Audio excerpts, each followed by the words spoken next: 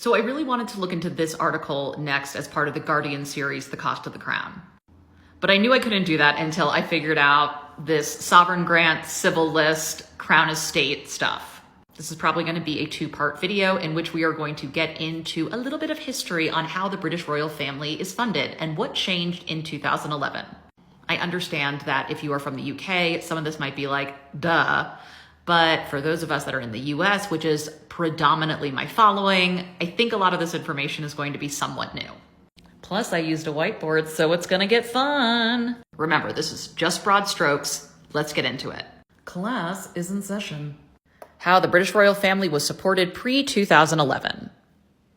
In 1760, King George III surrendered control over the Crown Estate's revenue to the Treasury. What is the Crown Estate?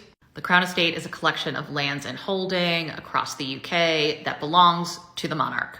To give you an idea, here are some modern day properties in London owned by the Crown Estate. Back to the whiteboard.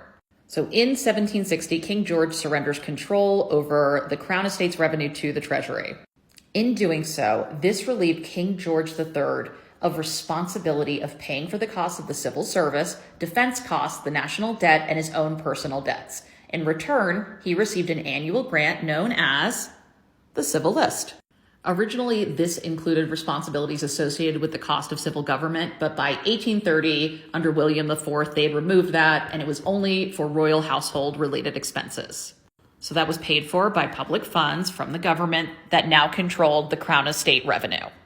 Originally, the Civil List was set at the beginning of each reign. That changed under Queen Elizabeth II in 1972. It was re-examined every decade.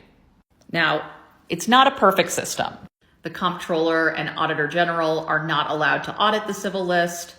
MPs are barred from asking questions about spending on the Civil List. It's not exactly transparent, and it's also a little wonky. This is from royal.uk. Quick aside. How do we still have out-of-date information on this website following the death of Queen Elizabeth? That was September. So the Civil List had 3 grants in aid. There was for royal travel, communications and information, as well as the maintenance of the royal palace. Consolidating this into one grant was seen as one of the positives of the Sovereign Grant Act of 2011. But, of course, it's a little more complicated than that. In the next video, we will go over the Sovereign Grant Act of 2011, its implications, and we'll go back to that article from the Guardian series, The Cost of the Crown.